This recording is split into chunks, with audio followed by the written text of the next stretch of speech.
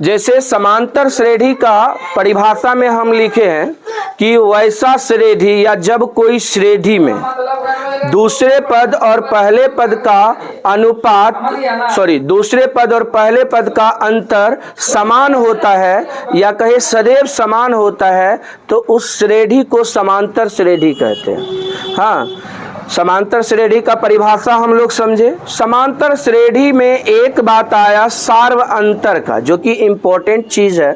सार्व अंतर को याद करना, सार्व अंतर की मतलब सूत्र को याद रखना।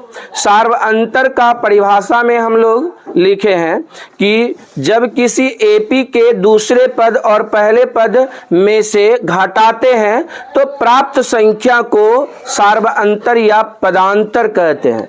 इसको याद रखना। ये जो सूत्र है ना, या इसकी जो बात है ना, इसको याद रखोगे तो फिर सवाल बनाने में आपको इजी होगा। तो सार्व अंतर का आखिरी में हम सूत्र लिखे थे, हाँ, D बराबर A2 माइनस A1। इस बात को याद रखना है, ठीक है।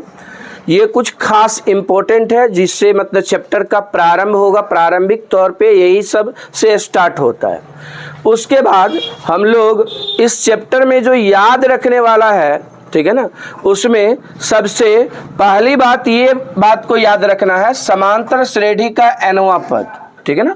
समांतर श्रेणी का nवां पद, समांतर श्रेणी का nवां पद में हम लोग सबसे पहले ये बात को नोट किया है, किसी एपी का पहला पद ए तथा सार्वंतर डी है। आपको सवाल में भी ये हेडलाइन को कई बार लिखना पड़ेगा कि किसी एपी का अगर मतलब प्रथम पद और सार्वंतर नहीं दिया रहता है तो उसके लिए हम लोग मानते हैं कि माना कि एपी का प्रथम पद या पहला पद ए तथा सार्वंतर डी है, ठीक है ना। पहला पद के लिए ए यूज करते हैं और सार्वंतर के लिए डी यूज करते हैं। ये बात को ध्यान में रखना है, ठीक है। और यहाँ पर पहला पद A1 बराबर ए लिखे हैं और बराबर दे करके A प्लस ए मतलब 1 माइनस 1 इंटू डी। इसका क्या अर्थ है समझिए। तो इसका अर्थ यह हुआ कि प्रथम पद को हम लोग A1 भी लिखते हैं और A भी लिखते हैं, ठीक है ना। तो इसलिए प्रथम पद A1 को लिख दिए A1 बराबर A, ठीक है ना। अब A मतलब कैसे लिखा गया उसको ध्यान से देखिए। A जो लिखा गया है यहाँ पर जो 1 है ना, 1 में से 1 को माइनस करके लिखा गया है। 1 में से 1 को माइनस करके लिखा गया है तो ये हो जाएगा 0 गुना D, तो क्या हो जाएगा A हो जाएगा। फिर देखिए दूसरा पद क्या है A2। दूसरा पद के लिए A2 का उपयोग करते हैं और इसके बराबर लिखे A प्लस डी। समझना है कि A2 को A प्लस डी कैसे लिखा गया है। तो इसमें जो यहाँ 2 है, 2 में से 1 माइनस करके और D से गुना करके लिखा गया है। A plus 2 minus 1 into D, इसको घटाएंगे तो A प्लस डी आएगा। हाँ, प्राय यानी कि यहाँ पर जो नंबर होगा, यहाँ पर जो कोई संख्या होगा, हाँ, उसमें से आपको एक को माइनस करके उसके पद को लिखा जाता है। उसके पद को संक्षिप्त रूप में ये मतलब कहे या संक्षेप रूप में लिखा जाता है। जैसे अगर हम बात करें A3, ठीक है ना। A3 को हम लोग कैसे नोट करेंगे तो सबसे पहले इसको नोट करेंगे इस ढंग से संक्षेप में कि A3 है, 3 में से 1 घटाएंगे तो कितना बचेगा 2, तो A प्लस 2D हो जाएगा। समझ रहे बात को। यहाँ पर 3 माइनस 1 इंटू डी, यानी इसी बात को यहाँ पर क्लियर किया गया है कि ये बात कैसे हुआ। हाँ, ये A प्लस 2D कैसे लिखा गया, A1 को A कैसे लिखे हैं और A2 को A प्लस डी कैसे लिखे, वो उधर लिखाया गया है, कंसेप्ट है वो, ठीक है ना। फिर A प्लस 3 को A प्लस 2D कैसे लिखा गया, ये कंसेप्ट पर आपको मतलब ध्यान में रखना कि ऐसे होता है। गणित में इस बात को हम लोग को ध्यान में रखना पड़ता है। अब देखिए, जैसे हम कह देंगे A1 को आप क्या लिखिएगा तो आप कहेंगे A प्लस 99D।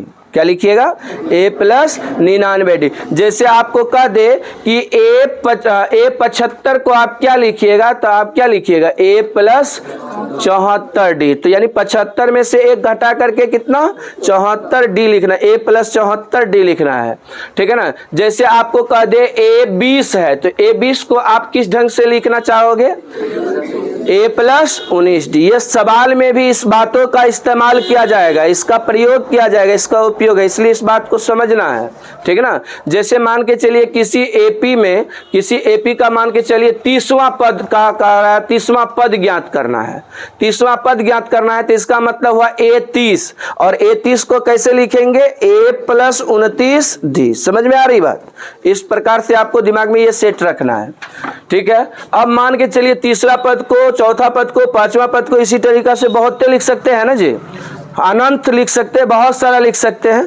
तो इसलिए nवां पद मतलब सभी पदों का अंतिम वाला पद, nवां पद मतलब अंतिम पद, और अंतिम पद को क्या लिखेंगे, an। याद रखना है nवां पद और अंतिम पद, दो शब्द आपकी इस चैप्टर में खास होगा। हाँ, क्या? तो nवां पद और अंतिम पद, nवां पद या अंतिम पद। तो nवां पद या अंतिम पद को प्रायः किससे सूचित करेंगे, an से। तो ये याद रखना है कि an का क्या अर्थ होता है। an का अर्थ होता है अंतिम पद या nवां पद। जैसे आपको कह देगा कि नववां पद को क्या लिखिएगा, a9 लिखिएगा। जैसे आपको कह देगा 20वां पद, तो क्या लिखिएगा, a20 लिखिएगा। समझे बात को ना, यहाँ n की जगह वह मान बैठता है, समझे बात को, जैसा मतलब जो नंबर कह रहा है वो नंबर इस पे बैठता है। तो a20 मतलब क्या हो गया, 20वां पद। अब इसको सपोज दैट ये जो an बराबर लिखा गया, यहीं पर देखिए ये जो an यहाँ पर है, a3 है ना, यहाँ पर an लिखा गया, तो n में से क्या घटेगा, एक। यहाँ पर जो होता था उसमें से एक घटता था ना जी, तो ये n में से एक घट जाएगा, तो n-1 इंटू क्या हो जाएगा, d। तो यहाँ पर क्या लिखा जाएगा, a plus n-1 into d। ये बहुत ही इंपॉर्टेंट फॉर्मूला है, इस फॉर्मूला को आप याद रखेंगे, ऑब्जेक्टिव में पूछेगा, सवाल भी होगा। और आपको एक विशेष बात इस चैप्टर के लिए बता देते हैं, यह चैप्टर जो है ना केवल 2 मार्क का सवाल और ऑब्जेक्टिव के लिए है, 5 मार्क का सवाल इस चैप्टर से नहीं आता है, ठीक ना। 5 मार्क का सवाल इस चैप्टर से आता ही नहीं है, केवल 2 मार्क का और ऑब्जेक्टिव सवाल आता है। इसलिए आप लोगों को विशेष ध्यान रखना है सूत्र पर और इसका छोटा छोटा सवाल पर, ठीक है ना। और कुछ जो बड़ा बड़ा सवाल होगा ना, वो क्या होता है ना, जब कोई विद्यार्थी जब बड़ा बड़ा सवाल को समझने लगता है और बनाने लगता है ना, तो उसको जो ऑब्जेक्टिव है ना बहुत आसान लगने लगता है, वो देखने के साथ ही उसका आंसर ख्याल आ जाता है, उसका सोल्यूशन ब्रेन कर लेता है और डायरेक्ट उसका आंसर हो जाता है। तो ये होता है कब, जब आप बड़का सवाल को या बड़ा सवाल को जब आप समझने लगते हैं, बनाने लगते हैं खुद से, तो वहां पर आपका ब्रेन जो है ना और डेवलप कर जाता है, ठीक है ना। और आसानी से आप किसी भी छोटका सवाल को सेकंडों में नहीं, सेकंड भी नहीं लगता तो भी उसका आंसर हो जाता है। तो ये होता है, समझ रहे ना। an बराबर याद रखना है, an बराबर क्या होता है, a plus n-1 into d, ठीक है ना। तो फॉर्मूला को पढ़ने और लिखने और याद करने हो जाएगा ना। an बराबर क्या फॉर्मूला है, a plus n-1 into d, ठीक है। अब देखिए a का मतलब आपको पहले बता दिए कि ये प्रथम पद है, और n का मतलब क्या याद रखना, पदों की संख्या है। जैसे आपको कह दे कि सपोज दैट ये AP है 2, 3, 4, 5, 6, 7, ठीक है ना। इसमें आपको कह दे कि प्रथम पद कौन है, तो प्रथम पद क्या होगा, 2 ना। हाँ, प्रथम पद क्या होगा, 2। और इसमें जैसे n का बात है, तो इसमें n का मतलब हुआ पदों की संख्या। तो पद क्या गो है, तो 1, 2, 3, 4, 5, 6, क्या गो पद है, 6। तो ये n जो है ना वो पदों का संख्या है। और d का मतलब आपको पहले भी सार्वंतर का परिभाषा में लिखे थे कि d का परिभाषा क्या है, तो दूसरे पद और पहले पद का अंतर, दूसरे पद और पहले पद का अंतर क्या कहलाएगा, सार्व अंतर। तो d क्या है, सार्व अंतर है। तो d सार्व अंतर है। जैसे इसमें से 3 में से 2 घटाएंगे तो कितना होगा, 1, तो 1 क्या हो गया, सार्व अंतर। जैसे 7 में से 6 घटाएंगे तो क्या होगा, 1, 5 में से 4 घटाएंगे तो 1। हमेशा क्या आ रहा है, समान आ रहा है ना सार्वंतर, तो इसलिए यह AP हुआ। सार्वंतर समान होगा ना तो वह क्या होगा, AP होगा। अगर सार्वंतर में कहीं पर डिफॉल्ट कर जाएगा, हाँ मतलब सार्वंतर में कहीं मिस कर जाएगा कि सार्वंतर यहाँ कुछ आ रहा है वहां कुछ आ रहा है, तो वह AP है ही नहीं। ये बात को भी ध्यान रखना है। सवाल में ऐसा जांच करने के लिए रहेगा कि जांच कीजिए कि निम्नलिखित में कौन AP है, ठीक है ना। आपको सवाल रहेगा ऑब्जेक्टिव में कि जांच करें कि निम्नलिखित में कौन एपी में है। तो अब देखना है कि इसका सार्वंतर हर जगह समान हो रहा है तो एपी में है। जिसका सार्वंतर कहीं मिस्टेक किया, ठीक है ना, हर जगह अगर समान नहीं हुआ, कहीं पर एक जगह मिस्टेक कर गया तो एपी में ही नहीं है, ठीक है ना। तो इस बात को भी ध्यान में रखना है, ऑब्जेक्टिव विशेष है। चलिए ये सूत्र को याद रखना है। पहला सूत्र इस चैप्टर के लिए सार्वंतर बराबर डी मतलब सार्वंतर या सार्वंतर मतलब डी बराबर A2 माइनस A1, यह सूत्र याद रखना। और उसके बाद AN बराबर A plus N minus 1 into D. उसके बाद तीसरा फॉर्मूला है किसी एपी का अंतिम पद से आरवा पद। मान के चलिए ये जो आप लिखे हैं AN बराबर A plus N minus 1 into D. मान के चलिए आपको ऐसा दे दिया, सपोज दैट ये सवाल दे दिया, एक एपी दे दिया ऐसा 2,4,6,8, डॉट डॉट डॉट। इसमें कह दिया आपको 30वां पद बताइए। कितना पद? 30वां पद। 30वां पद इसका मतलब अंतिम पद हो जाएगा, ठीक है ना। 30वां पद मतलब उस एपी का क्या हो जाएगा? अंतिम पद हो जाएगा। अब इसका कह दिया 30वां पद ज्ञात कीजिए, ठीक है ना। तो 30वां पद ज्ञात करने के लिए आपको यही फॉर्मूला पे करना पड़ेगा। ये फॉर्मूला जो है ना, ये एन बराबर A plus N minus 1 into जो फॉर्मूला है ना, ये इधर से है, शुरू से अंतिम पद निकालना। यह सूत्र जो है वो यह एपी के लिए यह सूत्र है शुरू से अंतिम पद निकालना। और यह जो सूत्र लिखे हैं वो अंतिम से शुरू का पद निकालना, ठीक है ना। हाँ, अंतिम से आरवा पद मतलब अंतिम से जहां तक का पद का रहा है ज्ञात करने के लिए उसका पद ज्ञात करना, ठीक है ना। अब मान के चलिए इस एपी का 30वां पद का रहा है ज्ञात करने के लिए 30वां पद कैसे निकालेंगे? तो यहां पर लिखेंगे A 30 बराबर A प्लस, तो A का मतलब कितना? 2 प्लस N माइनस 1, तो N का मान कितना? 30 माइनस कितना? 1 इंटू डी का मान क्या होगा? 4 में से 2 घट जाएगा, कितना होगा? 2। अब इसको हल कर दीजिए, 2 प्लस ई घटाइए, कितना हुआ? 29 गुना 2 कीजिए, कितना हुआ? 2 प्लस 58 2 कितना? 60। तो यानी कि इसका 30वां पद जो होगा वो 60 होगा। 30वां पद क्या होगा? 60। यानी कि ये 2 4 6 8 को बढ़ाते चलेंगे, आगे बढ़ाते चलेंगे तो 30 जहां 30वां स्थान होगा वहां पर आपको 60 नजर आएगा। एपी का मतलब यही हुआ कि आप किसी भी दूर की संख्या को आप तुरंत आप डिफाइन कर सको, तुरंत आप निकाल सको, यही है। चलिए तो आपको ये सूत्र याद रहेगा। ये सूत्र क्या है? शुरू से अंतिम पद को निकालने के लिए। और यह सूत्र क्या है? अंतिम से शुरू वाला पद को निकालने के लिए। तो दोनों सूत्र आपको याद रहना चाहिए, ठीक है ना। यह पर सवाल बहुत ज्यादा है, इस पर सवाल बहुत कम है। इस पर मात्र 2 सवाल एक्सरसाइज में, इस पर बहुत सारा सवाल है, ठीक है ना। तो किसी एपी का अंतिम से आरवा पद के लिए सूत्र है AR बराबर AN मतलब अंतिम पद minus R minus 1 into D. जैसे इसमें कह देगा आपको अंतिम से 20वां पद निकालिए, अंतिम से कितना पद? 20वां पद निकालिए। तो 20वां पद जो होगा ना, 20 जो लिखा है ना वो R का मान हो जाएगा। अब मान के चलिए अंतिम में दिया है 399, तो वो क्या हो जाएगा? AN। क्या हो जाएगा? AN। और D क्या होगा? दूसरे पद में से पहले पद का जो अंतर होगा वही D होगा, सार्वंतर होगा, ठीक है ना। D बराबर सूत्र क्या होगा? A2 minus A1। तो यह सूत्र याद रखना। तो अभी तक में कितना फार्मूला हुआ? 3। ये 3 फार्मूला को याद रखना बहुत जरूरी है एक्सरसाइज की सवाल को बनाने के लिए। अब चौथा सूत्र आता है यहाँ पर SN बराबर, ठीक है ना। SN मतलब क्या हुआ कि किसी एपी के n पदों का योगफल। SN का मतलब क्या हुआ? किसी एपी के n पदों का योगफल। मतलब यहाँ पर ये हुआ कि SN का जो सूत्र निकाला गया है वो है n/2 into A plus AN। तो ध्यान रखना AN जो होता है ना उसको कहीं कहीं L भी लिख देता है। क्या? L, स्मॉल l लिख देता है। L मतलब लास्ट टर्म, ठीक है ना। तो AN को इस सूत्र में कहीं पर आप देखिएगा तो L भी लिखा हुआ होगा। तो ये बात को आपको ध्यान रखना है। तो तीसरा फॉर्मूला उधर हो गया। चौथा फॉर्मूला के रूप में ये है Sn बराबर n/2 into A plus an, ये फॉर्मूला याद रखना है। और इसी फॉर्मूला को जब हम लोग विस्तृत किए तो ये n/2 into 2a plus n minus 1 into D प्राप्त हुआ। ठीक है ना। तो यह सूत्र को विद्यार्थी बहुत ज्यादा याद रखता है, इस सूत्र को कम याद रखता है। देखिए इस सूत्र से ज्यादा मतलब जो है ना जल्दी हल ये सूत्र करता है। ठीक है ना। तो ये सूत्र और ये सूत्र में थोड़ा सा मतलब जो है ना अंतर होता है। यह सूत्र हर जगह लागू होता है, यह सूत्र कहीं कहीं लागू होता है। ठीक है ना। यह सूत्र हर जगह लागू होता है और यह सूत्र कहीं कहीं लागू होता है। तो ये बात को ध्यान में रखना है। तो ये 4 फॉर्मूला है, 4 फॉर्मूला को याद रखना। यहाँ पर जो Sn बराबर n/2 into A plus an लिखा गया है ना, यह फॉर्मूला कैसे प्राप्त हुआ तो आप इसको ध्यान से समझिए।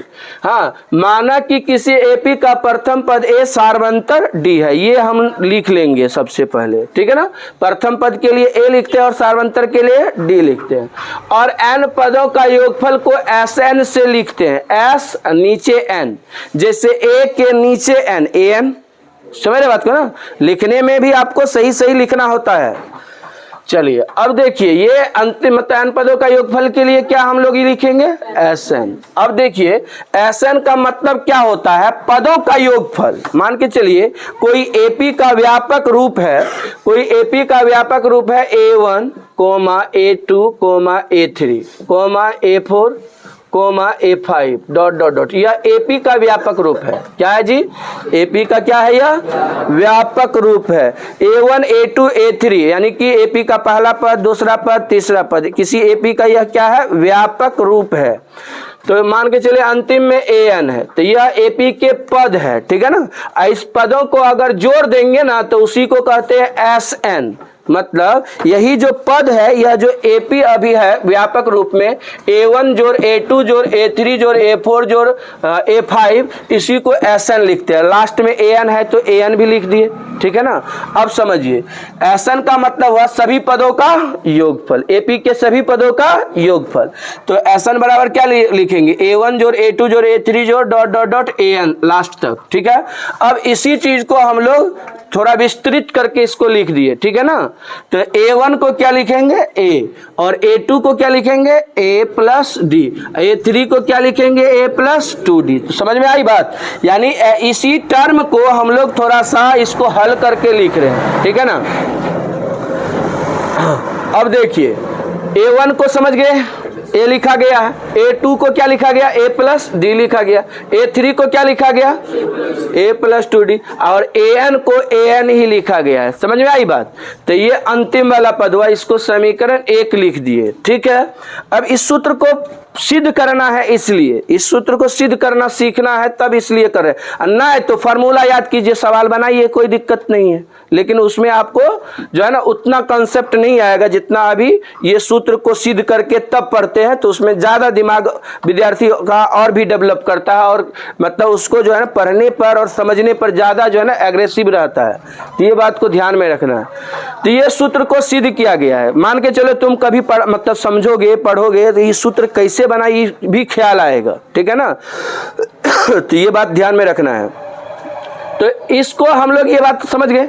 अब देखिए Sn जो है इसी चीज को उल्टा करके हम लोग लिख दिए, इसी चीज को उल्टा करके लिख दिए।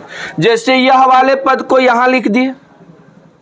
ठीक है ना। ये वाला पद यहां पर लिख दिया उल्टा करके, और इसके बाद वाला पद जो होगा, इसके बाद वाला, तो इसके बाद वाला यानी कि इससे पहले वाला जो अगर पद की बात करें तो वो होगा an-1।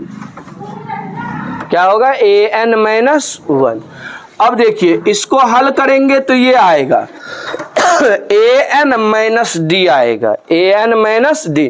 यानी कि इधर जो है ना सार्वंतर जोड़ करके एपी बनाया जाता है, और उधर से सार्वंतर को घटा करके एपी बनाया जाता है। आप इधर से एपी बनाएंगे तो सार्वंतर को जोड़ करके एपी बनाएंगे, और उधर से जब एपी बनाइएगा तो सार्वंतर को घटा करके एपी बनाइएगा। जैसे यहां पर इससे पहले वाला जो अगर an से पहले वाला अगर पद की बात करें तो यहां पर होगा an-d। ठीक है, इसके पहले वाला, फिर जोड़ होगा, इससे पहले वाला जो पद होगा वो होगा an माइनस 2d, उसके पहले वाला जो उसके पहले वाला जो पद होगा तो वो क्या हो जाएगा an माइनस 3d। समझ में आई बात? अब देखिए इसी चीज को इधर से इधर लिख दिया गया। मान के चलिए 1 जोड़ 2 जोड़ 3, जानते हैं ना जी, 1 जोड़ 2 जोड़ 3 करेंगे, 3 जोड़ 2 जोड़ 1 करेंगे तो अंतर हो जाएगा, कुछ अंतर होगा। हाँ, 1 जोड़ 2 जोड़ 3 कीजिए तो कितना होगा 6, 3 जोड़ 2 जोड़ 1 कीजिएगा तो कितना होगा 6। तो यही बात तो किया गया है ना, इसी चीज को ऐसे लिखा, इसी चीज को उल्टा के लिख दिया है। तो देखिए अंतिम वाला में ए है तो यह लिखा गया है ना। हाँ, अब समझिए, अब यहां पर समझना है, इसको अब जोड़ करके लिख रहे हैं, समीकरण 1 तथा समीकरण 2 को जोड़ने पर। तो ये Sn और ये Sn जोड़ेंगे, Sn जोड़ Sn हो जाएगा ना। हाँ, अब इसको इसके साथ जोड़ेंगे, a प्लस an को जोड़ेंगे तो क्या लिखेंगे a प्लस an। समझ में आया बात? फिर इसको कैसे लिखेंगे, इसको जोड़ के लिखेंगे a plus D plus a n minus D, तो d plus D minus D cut जाएगा ना, plus D minus D cut जाएगा ना तुम्हारा जोड़ने पर, तो क्या लिखा जाएगा a प्लस an। तो ये बात को लिखा गया है, समझ में आया? फिर देखिए यहां पर क्या है आपका a प्लस 2d है, इसको जोड़ना है इसके साथ, तो क्या होगा प्लस 2d माइनस 2d क्या हो जाएगा, कट जाएगा, ये दोनों कट जाएगा तो क्या बचेगा a प्लस an। तो यही बात लिखा गया है। अब हर जगह ऐसा ही लिखा जाएगा ना, जब तीन चीज को तुम देख लिया कि सब में यही बात आ रहा है, नहीं देख रहा है, a प्लस an आया, फिर a प्लस an आया, फिर a प्लस an, तो उसके बाद क्या आएगा, दूसरा चीज आ जाएगा, a प्लस an ही आएगा ना, फिर उसके बाद क्या आएगा, वही आएगा a प्लस an ही आएगा, मतलब अंतिम तक उसका a प्लस an तक ही आएगा, कितनों इसको बढ़ाएंगे तो होगा कि नहीं। अब इसको समझिए, इसका मतलब हुआ कि यह टर्म जो है, यह जो टर्म है a plus an, a plus an, a plus an, ये अनंत तक, बहुत दूर तक जो है ना यही टर्म है, इसलिए यहां पर लिखे n पदों तक, ठीक है ना। n पदों का मतलब हुआ कि इसमें टोटल जो पद को लिखेंगे वो n पद होगा। मान के चलिए आप तुम 1 2 3 लिखता जा रहा, इसका अंत है कहीं पर नहीं ना है, तो उसका आखिरी में क्या लिखा जाएगा n टाइम्स, क्या लिखा जाएगा n टाइम्स। जैसे आप किसी श्रेणी को लिखते हैं, जैसे 2, 4, 6, 8, क्या यहीं पर बंद हो गया, डॉट डॉट का मतलब बुझ रहा है ना, बहुत दूर तक, यानी कि n टाइम्स तक। मान के चलिए इसी को बहुत दूर तक बढ़ा दिया तो इसको क्या लिख दीजिएगा n टाइम्स, क्या लिख दीजिएगा n टाइम्स। अब देखिए n पदों तक लिख दिया गया। अब देखिए इसमें कुल पदों की संख्या को समझना, तो इसमें कुल पद की संख्या कितना हो जाएगा n, कुल पदों की संख्या कितना हो जाएगा n। अगर किसी एपी के कुल पदों की संख्या आपको जानकारी में आ जाए, समझ लीजिए बात को, अगर किसी एपी के कुल पदों की संख्या के बारे में आपको जानकारी में आ जाए, ठीक है ना, तो उसको आप पहले वाली संख्या से गुना कर दीजिए तो उसका योगफल निकल जाएगा, यानी उसमें कितना नंबर है वो पता चल जाएगा, ठीक है ना, टोटल योगफल पता चल जाए। अब मान के चलिए इसको जोड़ना संभव है क्या, जरा सोचिए। अब अगर इसको जोड़ना चाहे तो डॉट डॉट लगा है तो जोड़ना कभी संभव लगेगा, हाँ, तो इसको कोई मतलब तरीका से जोड़ा जाएगा ना। अब लास्ट में लिखा गया n पदों तक, n पदों तक लिखा गया है, तो इसका मतलब हुआ कि इस n को पहले वाले टर्म में या किसी वाले टर्म में गुना कर दीजिए तो इसका योगफल निकल जाएगा। समझिए बात को, समझ में आया। मान के चलिए ये सब टर्म एक ही टर्म है ना, तो ये कितना बार है तो ये कहना मुश्किल है ना, ये कितना बार था, तो इसका कहना एक ही होगा कि n टाइम्स तक है, ठीक है ना। तो जितना टाइम्स है उसमें गुना कर दिए, ठीक है ना, तो क्या हो जाएगा a प्लस an को गुना कर देंगे किसमें n से, यानी n Guna a plus an हो जाएगा। इधर जोड़ करके sn जोड़ sn क्या हो जाएगा 2sn, ये 2 गुना में है, उधर जाएगा तो भागा में, तो क्या हो जाएगा n by 2 plus a plus an। इस बात को याद रखना है। और a प्लस को a ही लिखे यहाँ पर, an को लिख दिए a plus n minus 1d, या लिखे है ना। an का फॉर्मूला क्या है a plus n minus 1 into D, तो यही an को यहाँ पर लिख दिए फॉर्मूला में a plus n minus 1 into D. तो यहाँ n/2 का n/2 ही लिखा गया है। फिर यहाँ पर क्या लिखा गया है n/2, a जोड़ a क्या हो गया 2a, इस चीज को सेम लिख दिया गया है, तो यही फॉर्मूला आ गया। क्या फॉर्मूला, Sn बराबर n/2 into 2a plus n-1 into D. यह फॉर्मूला आपको याद रखना है। तो ये चौथा फॉर्मूला हुआ। अब पांचवा फॉर्मूला के रूप में ये है, इसका भी बहुत मतलब सवाल आएगा, इस पर संबंधित बहुत सवाल आएगा, इसको भी इंपॉर्टेंट कीजिए। ये जो है ना दीर्घ उत्तरीय प्रश्न को बनाने वाला सवाल है, दीर्घ उत्तरीय, ठीक है ना, दीर्घ उत्तरीय प्रश्न को बनाने वाला है। तो इसमें आपको क्या हेडलाइन लिखा गया है, क्या लिखा गया, किसी एपी के n पदों के योग से, हाँ n पदों के योग से nवां पद ज्ञात करना, ठीक है ना। तो ये बात को आप एक बार फिर से समझ लीजिए, अच्छा रहेगा, ठीक है ना। किसी एपी के n पदों का योग से क्या निकालना है, nवां पद निकालना है। सपोज दैट कि कोई एपी दिया गया है, ठीक है ना, और उसका योगफल है, और उस योगफल से हम लोग को an निकालना है। हाँ, तो an कैसे निकलेगा आप समझिए कि जब आपका एपी दिया रहता है, उसका योगफल दिया रहे और उसका एन निकालना है, तो इसके लिए ये फॉर्मूला याद रखना है, an बराबर SN माइनस 1, माइनस नीचे 1 है, n-1, ठीक है ना। तो इस सूत्र को याद रखना है, यह सूत्र काफी व्यापक सूत्र होगा। हाँ, इसके लिए फॉर्मूला आपको मेमोराइज करने के लिए, याद करने के लिए होना चाहिए। क्या पढ़ेंगे इसको, an, यहाँ माइनस SN-1, तो ये फॉर्मूला याद रखना है, ठीक है। अब देखिए इसका फॉर्मूला ये याद रखने के बाद आपको कुछ कंसेप्ट यहाँ पर लिखे हैं, ये कंसेप्ट भी आपको याद रहना चाहिए। 3 कंसेप्ट लिखे हैं। हाँ, किसी भी सवाल को मतलब जो है इसमें एक्सरसाइज में सवाल ये आएगा। हाँ, आपको कह देगा 3 पदों का योगफल इतना है, किसी एपी के लगातार 3 पदों का योगफल इतना है, इस दोनों का गुणनफल इतना है या तीनों का गुणनफल इतना है, तो आपको कहेगा इसका एपी ज्ञात कीजिए। क्या ज्ञात कीजिए, एपी। तो उसके लिए ये चीज को याद रखना है। हमने पहले यहाँ पर लिखे हैं एपी के पद, क्या लिखे हैं, एपी के पद। एपी के पद में हम लोग ये समझना है कि एपी के पद को, 3 पद को, 4 पद को, 5 पद को कैसे मानेंगे। एपी के 3 पद, 4 पद और 5 पद को कैसे मानेंगे। तो इसमें आपको याद रखना है, अगर मान के चलिए किसी सवाल में कह दिया कि एपी के लगातार 3 पद 9 है, ठीक है ना, और उन पदों का गुणनफल 81 है, तो एपी ज्ञात करें। ये सवाल होगा। तो यहां पर जो ये सवाल है, इस सवाल में हम लोग 3 पद लगातार कौन कौन सा ले सकते हैं। हाँ, 3 पद लगातार कौन कौन सा ले सकते हैं, उसके लिए ये लिखे कि वहां पर तुम दिक्कत में न आओ कि ये सर जी क्या लिख रहे हैं।